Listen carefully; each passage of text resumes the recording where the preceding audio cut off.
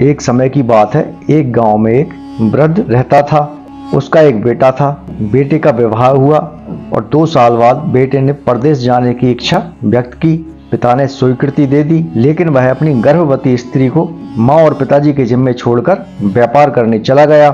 परदेश में मेहनत से बहुत धन कमाया और वह धनी सेठ बन गया। 17 बरस धन कमाने में बीत गए तो थोड़ी संतुष्टि हुई और वह वापस घर लौटने की इच्छा हुई। पत्नी को पत्र लिखकर आने की सूचना दी और जहाज में बैठ गया। उसे जहाज में एक व्यक्ति मिला। वह दुखी मन से बैठा था। सेठ ने उसकी उदासी का कारण पूछा तो उसने बताया कि इस देश में ज्ञान की कोई कद्र नहीं है। मैं यहाँ ज्ञान के सूत्र बेचने आया था, पर कोई लेने को तैयार नहीं है। सेठ ने सोचा, इस देश में मैंने बहुत धन कमाया है और यह मेरी कर्मभूमि है, इसका मान रखना चाहिए। उसने ज्ञान के सूत्र खरीदने की इच्छा जताई। उस व्यक्ति ने कहा, मेरे हर ज्ञान सूत्र की कीमत 500 स्वर्ण मुद्राएं हैं। सेठ को सौदा तो महंगा लगा था, लेकिन कर्म भूमि का मान रखने के लिए उसने 500 स्वर्ण मुद्राएं दे दी।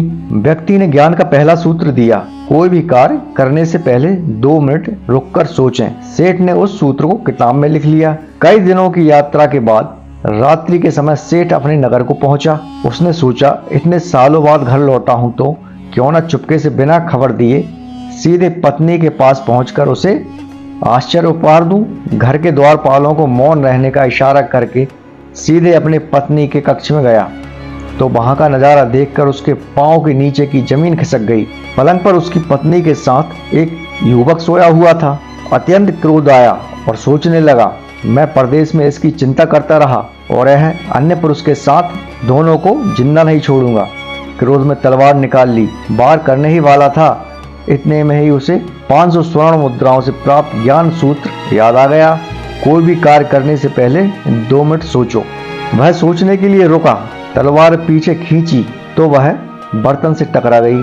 बर्तन गिरा तो पत्नी की नींद खुल गई। जैसे ही उसकी नजर अपने पति पर पड़ी तो वह खुश हो गई और कहा, आपके बिना मेरा जीवन सूना था।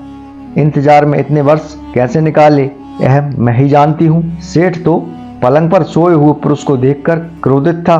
पत्नी ने युवक को उठाने के लिए कहा, बेटा उठ जाग, तेरे पिता आए हैं। युवक उठकर जैसे ही पिता को प्रणाम करने झुका, माथे की पगड़ी पैरों में गिर गई।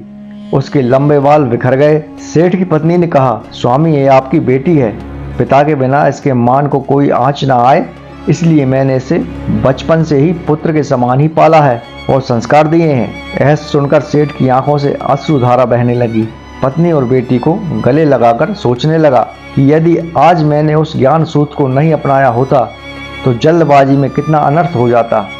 मेरे यहाँ तो मेरा निर्दोष परिवार खत्म हो जाता। ज्ञान का यह सूत्र उस दिन मुझे बेहद महंगा लग रहा था, लेकिन ऐसे सूत्र के लिए 500 स्वर्ण मुद्राएं तो बहुत कम है। ज्ञान तो अनमोल है। इस कहानी का सार है कि जीवन के 2 मिनट जो दुखों से बचाकर सुख की बरसात कर सकते हैं, वे क्रोध के 2 मिनट हैं।